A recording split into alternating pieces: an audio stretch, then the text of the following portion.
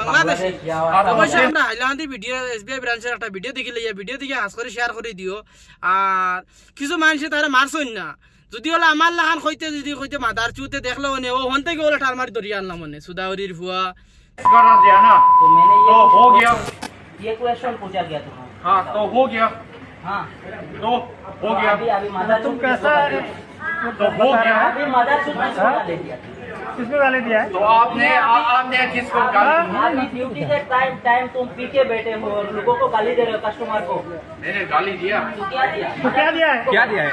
क्या दिया है? क्या दिया है? किसको गाली दिया? गाली दिया मदर दे हो और किसको बोला? किसको बोला? पता नहीं दिया कस्टमर को गाली दिया था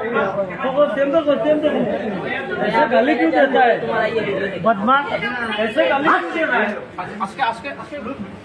अब बोलो